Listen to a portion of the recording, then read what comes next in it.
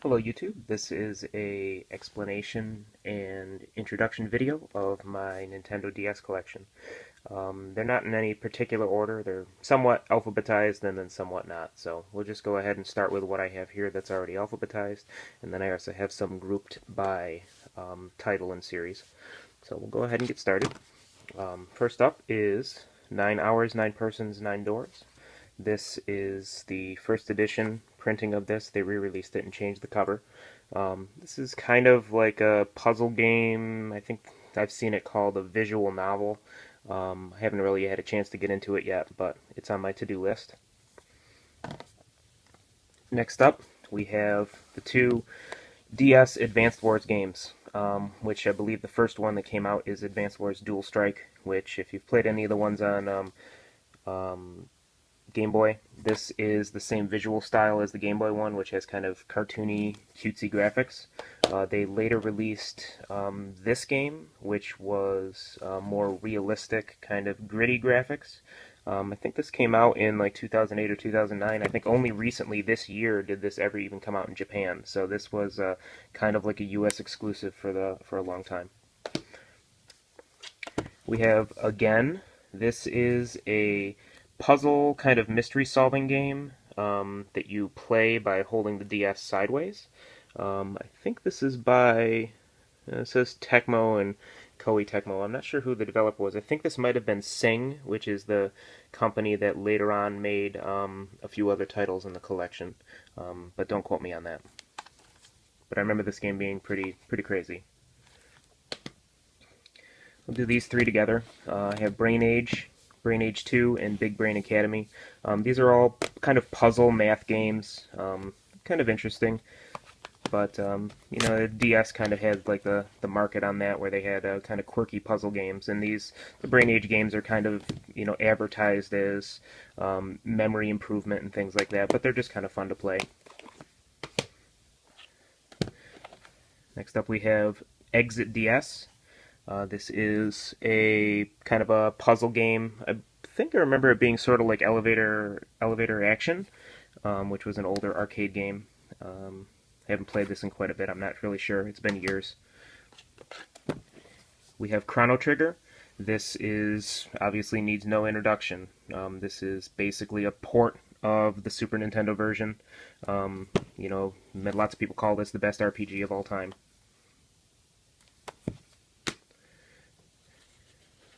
We have the Professor Layton games, which I believe go in... Not sure which order these come in. I know that Professor Layton and the Curious Village comes first.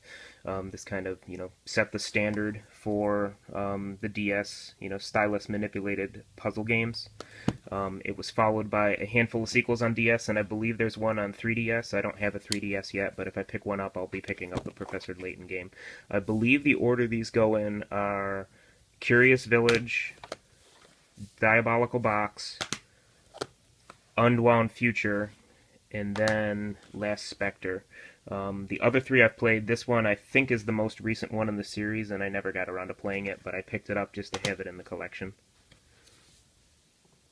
Next up, we have some of the Ace Attorney games.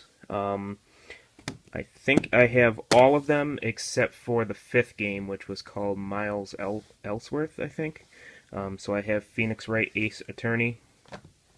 We've got Ace Attorney Trials and Tribulations, Justice for All, and then Apollo Justice Ace Attorney. For representing Castlevania, we have the three Castlevania DS games. These came out in the order of Dawn of Sorrow, which is a direct sequel to the Nintendo Game Boy Advance. I don't remember exactly what the title was, but it has the same main character. This was the first one that came out on DS. The second one was Portrait of Ruin, which had the game dynamic of you control two characters, you can switch between them at any time. And then the third, and I believe the most recent Castlevania 2D game, other than the Harmony of Distance, which came out on PS3 and 360. This game is very difficult to start out, and it was kind of like a return to roots for the Castlevania franchise. I remember the first boss is this giant crab monster that's nearly impossible to beat unless you're really careful of what you're doing, which kind of addressed comments and concerns of the gaming public who didn't like the reduced difficulty level of the previous games. Alright, now we have the Dragon Quest section of the collection. These are the ports of earlier games in the series. This is also known as Dragon Warrior. We have Dragon Quest IV, Dragon Quest V, Dragon Quest VI, and Dragon Quest IX. Sentinels of the Starry Skies. This game is neat. I think I got maybe 30 or 40 hours into it, but I never beat it. And there was a lot of Wi-Fi enabled features that you could connect and get guest characters and extra things, but I never really took full advantage of that. We have some of the Final Fantasy games for the DS. These are Final Fantasy III and Final Fantasy IV. Like I mentioned in the PSP collection, the Nintendo versions of these are 3D graphics, so they have kind of PlayStation 1 era clunky, blocky 3D graphics, but it's basically the same game that people grew up with. We have Final Fantasy Tactics A2 Grimoire of the Rift. This was a sequel to the Game Boy Advance Final Fantasy Tactics game. I'll be honest, I never really played this. I played a lot of the PlayStation 1 version of Final Fantasy Tactics. I remember reading some buzz and reviews of this that said it wasn't the same, it was not as well regarded, but it's probably will be something on my to-do list. The rest of this is just kind of random games. We've got Metroid Prime Pinball, which includes the DS Rumble Pack, which almost nobody knows about. I think this is the only game that included it. It only works with the original edition, first gen Nintendo DS. It won't plug into the DS Lite or any of the other subsequent versions of the hardware. Meteos, which is a puzzle game.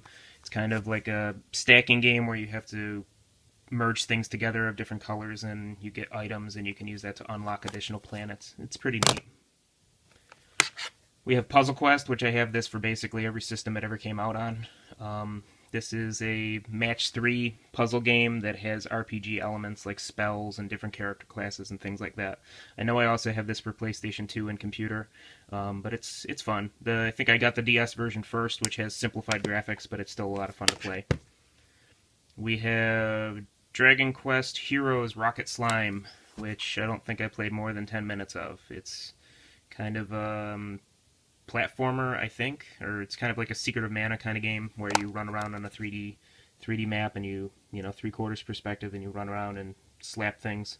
But I don't remember getting too far into this game. Henry Hatsworth in the Puzzling Adventure. This was kind of marketed as similar to the Professor Layton series, but it's not. It's a puzzle platformer. I played it. It was okay. We have Picross 3D, which is a puzzle game where you start out with a 3D object and basically you use the number clues to whittle it away and it'll form a 3D object. And when you think you know what it is, you basically guess and then you either win or you start over. New Super Mario Brothers. I think this is the first return to the 2D Super Mario Brothers since the Super Nintendo days. This game I remember being pretty fun. We have Guilty Gears DS, Dust Strikers.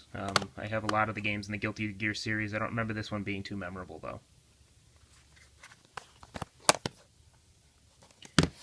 We have Polarium, which is just another kind of early puzzle game. I don't remember what the game dynamic in this, but I think I remember playing it when it first came out. It was pretty neat. We have Miami Law.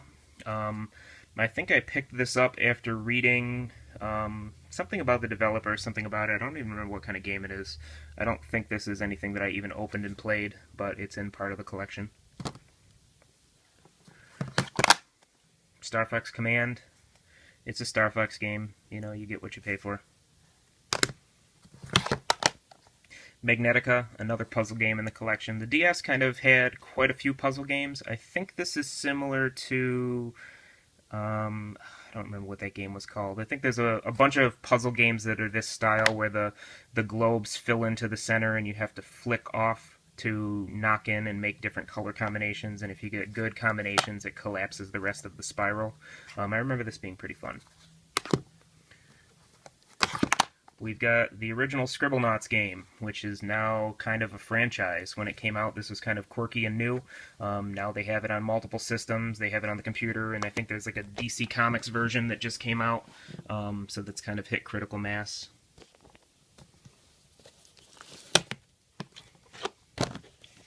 Contra 4, which was a DS exclusive, and it uses the dual screens. I think this is a Konami first-party title. I don't think it was a separate developer that made it. I could be wrong on that. This, I think, came out in the late 2000s, like 2007 or so. I remember it being difficult. We have Metroid Prime Hunters. I don't think I ever played this. I think it's just basically they had the Metroid Prime series on GameCube, so they made a DS version to kind of cash in. I don't know if this is well regarded or not, but I'll be honest, I never really played it. Metal Slug 7, another, storied franchise that inexplicably got a title on the Nintendo DS is the next one in the series.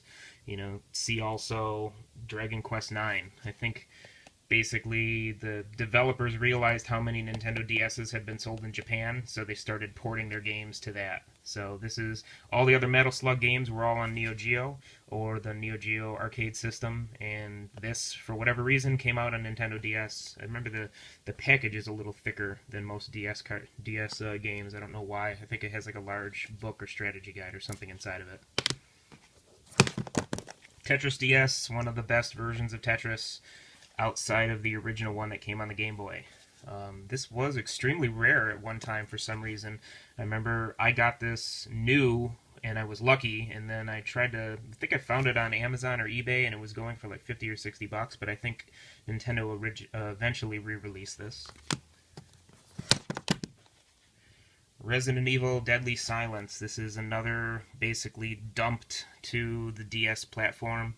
I think it is a remake of the original Resident Evil with touch controls. I don't remember anything too memorable being about it. Lunar Dragon Song. I don't think this has a very good reputation.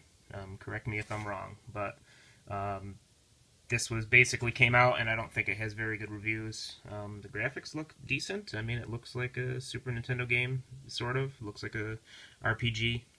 But, I don't know, maybe I'll give it a try eventually.